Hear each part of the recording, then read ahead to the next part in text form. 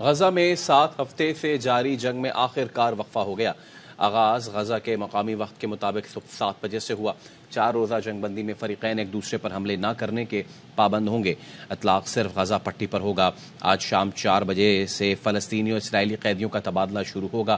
13 اسرائیلی یرغمالیوں کو Rafah crossing پر اسرائیلی فوج کے حوالے کیا جائے گا۔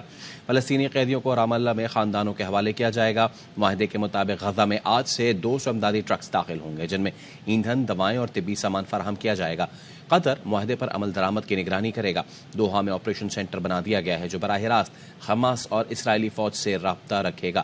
قطر نے جنگ میں وقفے میں مزید توسیع کے امکان کا اظہار کیا ہے۔ مصر اور قطر کی ثالثی میں حماس اور اسرائیل میں جنگ بندی کا معاہدہ طے پایا۔ حماس نے کہا دشمن نے عارضی جنگ بندی اور قیدیوں کے تبادلے کے معاہدے میں جو چیز قبول کی وہ وہی ہے جسے ہم صہیونی زمینی چالوں کے آغاز سے پہلے پیش کر رہے تھے۔ اسرائیلی وزیر دفاع کا کہنا ہے حماس کے ساتھ یہ مختصر وقفہ ہے۔ وقفہ ختم ہوگا تو لڑائی شدت سے دوبارہ شروع ہو جائے گی۔ مزید یرغمالیوں کی رہائی کے لیے دباؤ ڈالیں گے۔ خدا نے ہم پر بمباری رکوا دی، غزہ والوں کا شکر ادا کیا۔ وقفے کو امید کی کرن قرار دیتے ہوئے کہا اس جنگ بندی کو مزید بڑھانا چاہیے۔ کیمپس میں موجود لوگوں نے اپنے علاقوں کی جانب سفر شروع کر دیا۔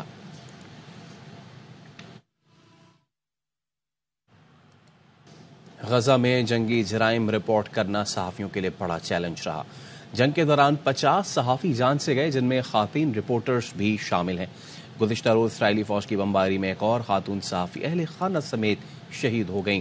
خان یونس میں رپورٹرز بمباری کے باعث ملبے تلے دب گیا۔ ریسکیو اہلکاروں نے کئی گھنٹے بعد صحافی کو باہر نکالا۔ ماما میری پنڈلی پر میرا نام لکھ دیجئے، موٹے مارکر سے، سیاہی ایسی ہو جو گیلی ہونے پر بھی نہ بہے، تیز دھوپ میں نہ اڑے، پھول پتیاں بھی بنا دیجئے، سونے سے پہلے جب انہیں دیکھوں تو سکون ملے۔ فلسطینی نژاد امریکی شاعرہ زینہ اعظم کی نظم سوشل میڈیا پر وائرل ہو گئی۔ دیگر خبریں شامل کرتے ہیں۔ باہو کے شہر میں حکومتی اقدامات کے باوجود اسموگ کا راج قائم ہے۔ آلودہ ترین شہروں میں لاہور آج بھی سر فہرست ہے۔ بگڑتی صورتحال کے پیش نظر لاہور سمیت 10 اضلاع میں سمارٹ لاک ڈاؤن نافذ ہے۔ تمام سرکاری اور نجی تعلیمی ادارے بند ہیں، کل بھی بند رہیں گے۔ کاروباری مراکز اور مارکیٹ سے پہر 3 بجے کھولی جائیں گی۔ الماس احمد خان کی رپورٹ۔ ماحولیاتی آلودگی میں لاہور آج بھی دنیا میں سر فہرست۔ لاہور کا ایئر کوالٹی انڈیکس 486 ریکارڈ کیا گیا۔ سموگ کی بگڑتی صورتحال کے پیش نظر پنجاب حکومت نے لاہور، گجرانوالہ، فیصل آباد، سرگودا، ملتان اور ساہیوال ڈویژنز میں آج سے 3 روز کے لیے سمارٹ لاک ڈاؤن لگا دیا۔ اس دوران تمام تعلیمی ادارے مکمل طور پر بند ہوں گے، جبکہ تاجروں کو آج اور کل 3 بجے سپہر کے بعد کاروبار کرنے کی اجازت ہوگی۔ اتوار کو کاروباری مراکز مکمل بند ہوں گے۔ محکمہ تحفظ ماحولیات کے مطابق فصلوں کی باقیات کو آگ لگانے میں اندرونی اور بیرونی سمیت تیسرا بڑا فیکٹر ٹرانسپورٹ کا ہے۔ ایک ہمارے اپنے انٹرنل فیکٹرز ہیں، ایک ایکسٹرنل فیکٹرز ہیں جو ہمیں انڈین چونکہ بالکل ساتھ ہمارے ان کی کے ساتھ 285 وہاں پہ پاور پلانٹ ہیں اور سٹبل برننگ کا ایشو ہے۔ ونڈ ڈائریکشن ہماری طرف ہو جاتی ہے تو وہ ہم اس سے افیکٹ ہو جاتے ہیں۔ لاہور میں ٹریفک انٹر ہونی ہے رات 11 سے صبح 6 بجے تک، بہت ساری ٹریفک آتی، تو وہ سارا بھی تو دھواں ہے نا۔ سموگ کے تدارک کے لیے پنجاب حکومت شارٹ اور لانگ ٹرم بنیادوں پر کام کر رہی ہے۔ شارٹ ٹرم میں سمارٹ لاک ڈاؤن، جبکہ لانگ ٹرم میں کسانوں کو آسان اقساط اور سستی بگوٹا مشینوں کی فراہمی پر کام ہو رہا ہے۔ کیمرہ مین اظہر بشیر کے ساتھ Almas Ahmad Khan, ARY news Lahore. Smog کے تدارک کے لیے درخواستوں کی لاہور ہائی کورٹ میں سماعت۔ عدالت نے ڈی سیل کیے گئے صنعتی یونٹس کو دوبارہ سیل کرنے کا حکم دے دیا۔ محکمہ ماحولیات کے 2 افسروں کے خلاف کارروائی کی بھی ہدایت۔ جسٹس شاہد کریم نے ریمارکس دیے سب ملی بھگت سے ہو رہا ہے، جب تک ماحولیات کے افسر شامل نہ ہو ایسا ممکن نہیں ہوتا۔ حکومت نے سارا شہر اکھاڑا ہوا ہے، اس طرح تو اسموگ کنٹرول نہیں ہوگا۔ DG ماحولیات کو مخاطب کر کے کہا کیا ہر کام عدالت کرے گی؟ آپ کی بھی کچھ ذمہ داری ہے۔ ماحولیاتی کمیشن کے رکن نے بتایا عدالتی حکم پر عمل درآمد نہیں ہو رہا، پولیس دکانیں کھلی رکھنے کے پیسے لے رہی ہے۔ جسٹس شاہد کریم بولے عدالت آج ہی CCPO کو اس حوالے سے حکم جاری کرے گی۔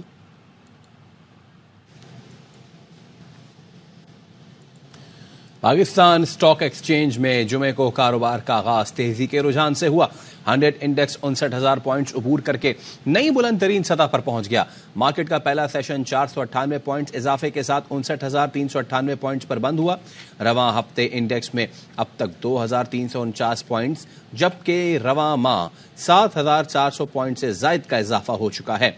माहिरीन का कहना है मुल्क की मईशत में बेहतरी के अशारे मिल रहे हैं। करंट अकाउंट खसारे में कमी, बरामदात और तरसीलात ज़र में इजाफे की खबरों से सरमायाकारों का एतमाद बहाल हो रहा है।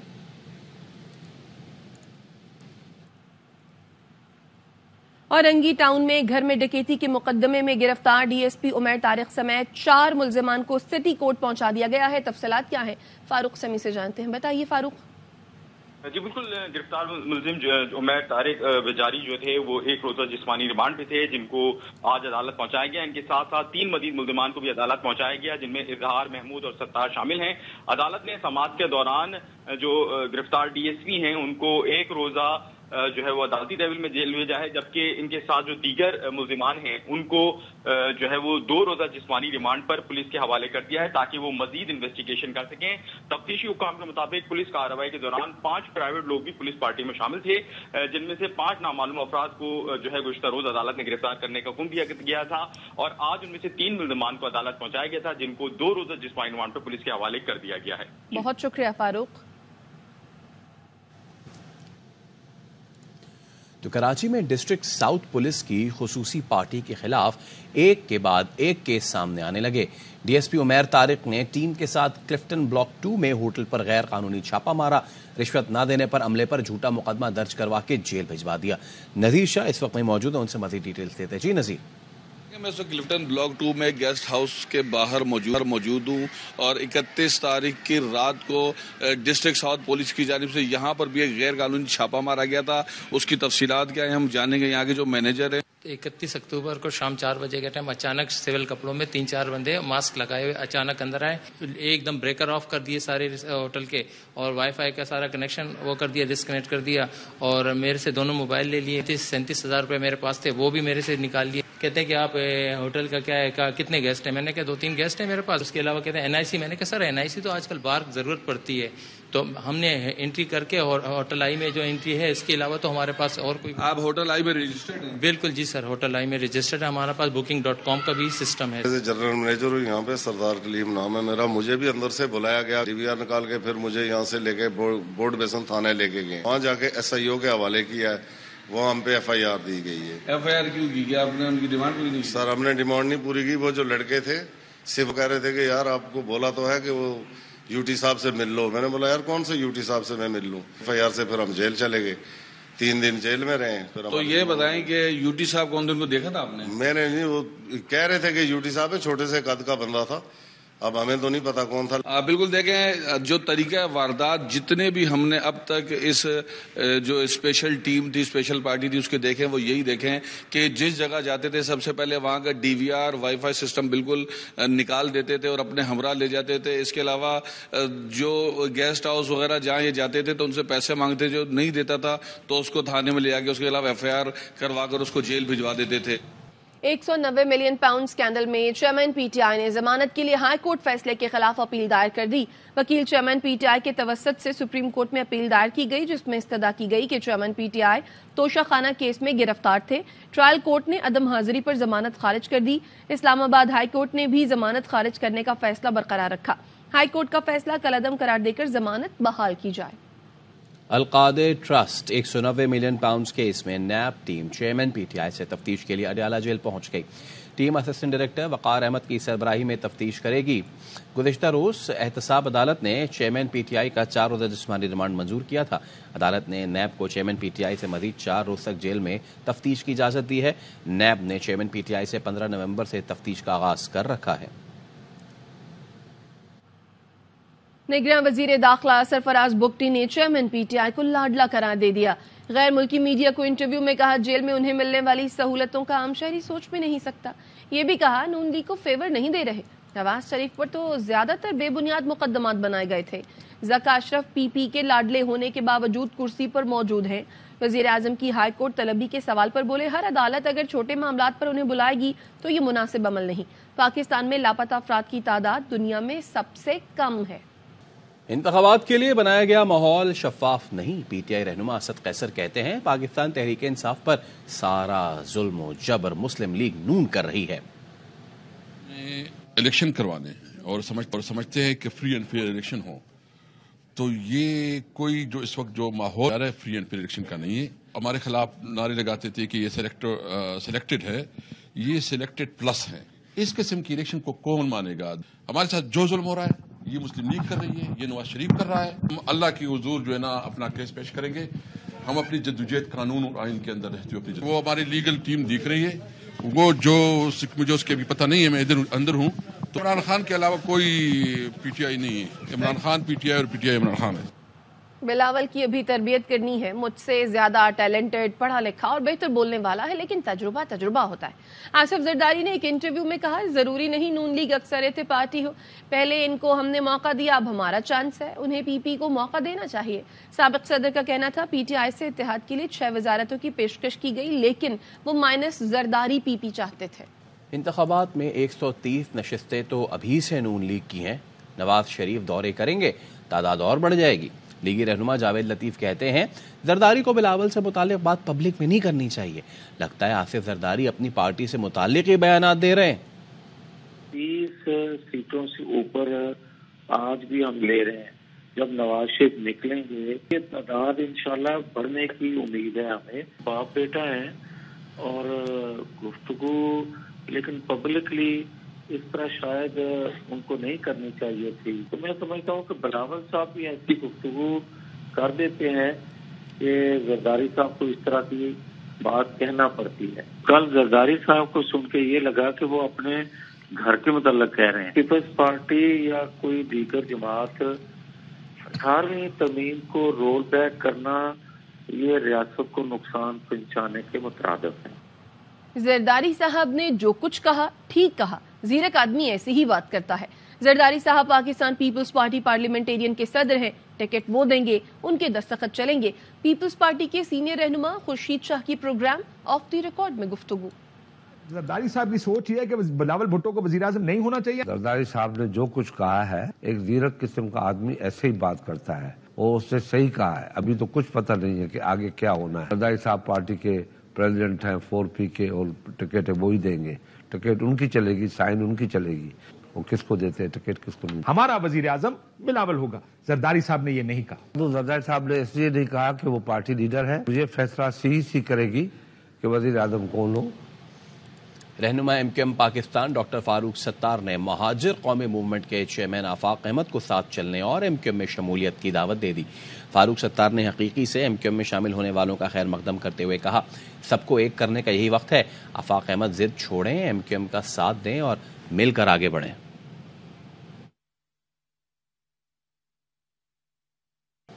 افغان حکومت نے اپنے ہی شہریوں کے لیے زمین تنگ کر دی۔ افغان باشندوں کو اپنے ملک واپس پہنچنے پر بے شمار دشواریوں اور رکاوٹوں کا سامنا ہے۔ افغان حکومت نے پاکستان سے واپس جانے والے شہریوں کو قبول کرنے سے انکار کر دیا۔ افغان حکومت نے وطن واپس پہنچنے والے افغانوں کو رہائش کے لیے کوئی خیمہ نہیں دیا۔ اسی معاملے پر بات کرنے کے لیے ہمارے ساتھ موجود ہیں بریگیڈیئر ریٹائرڈ وقار حسن۔ بریگیڈیئر صاحب بہت شکریہ سر، ARY کے لیے آپ نے وقت نکالا۔ کیا ہی تعجب ہے کہ افغان حکومت نے اپنے ہی شہریوں کو قبول کرنے سے انکار کر دیا۔ آئی تھنک یہ بڑا انفارچونیٹ ہے۔ اس میں آئی تھنک 2 امپورٹنٹ چیزیں اگر آپ ٹائم دیں، ایک تو افغانستان گورنمنٹ کا اپنا بیہیویئر ہے کہ اگر اسلامک گورنمنٹ ہے جو وہ کلیم کرتے ہیں، تو اسلام میں تو آئی تھنک مواخات کا سسٹم ہے، اسلام میں تو ٹریڈیشن فتح مکہ کی کہ جب سب کو معاف کر دیا گیا، تو آئی تھنک یہ بیسک پرنسپل 2 فالو کر لیں تو کوئی ایشو نہیں ہے، بیکاز ان کے اپنے لوگ اپنے گھروں کو جا رہے ہیں۔ دوسرا یہ کہ وہاں پہ ان کی جب یہ لوگ آئے تھے ادھر انلیگل امیگرینٹس، ان کی جائیدادوں اور کمرشل پراپرٹیز اور زمینوں پہ قبضے بھی ہوئے ہیں۔ وہاں کافی سارے مافیاز ہیں جو کابل میں یا بڑے شہروں میں کام کر رہے ہیں۔ دوسرا یہ ہے کہ بھی اگر افغان کلیم کرتے ہیں اور انڈیا کلیم کرتا ہے کہ ان کی اکانومی بہت اچھا پرفارم کر رہی ہے اور افغان کرنسی شاید دنیا کی بیسٹ کرنسی ہے، تو آل دا مور ریزن یہ جو 17.5 لاکھ لوگ ہیں یہ جائیں اور کنٹریبیوٹ کریں اکانومی کو۔ باقی جو انفارچونیٹ پارٹ ہے وہ یہ پاکستان کی اسٹیریو ٹائپنگ ہے کہ سوویت ٹائم پہ 50 لاکھ افغان ہم نے اکوموڈیٹ کی، ہم نے دلوں کے دروازے بھی کھولے اور گھروں کے بھی، اور برے بھی ہم بنے۔ ابھی 17.5 لاکھ اور آگے، تو اس کا بھی، اور وہ انلیگل ہے اس میں جنہوں نے واپس جانا ہے، تو وہ بھی سارا بلیم پاکستان پہ جی کہ آپ رکھیں۔ اٹ از ویری اسٹرینج کہ ایک اسلامک گورنمنٹ اپنے شہریوں کو लेट्स से मुश्किलात भी पैदा कर रही है और उनको वापस आने से रोक रही है, जो मेरे ख्याल में किसी लिहाज से भी ना इंसानी तौर पे ना इस्लामी तौर पे जायज़ है।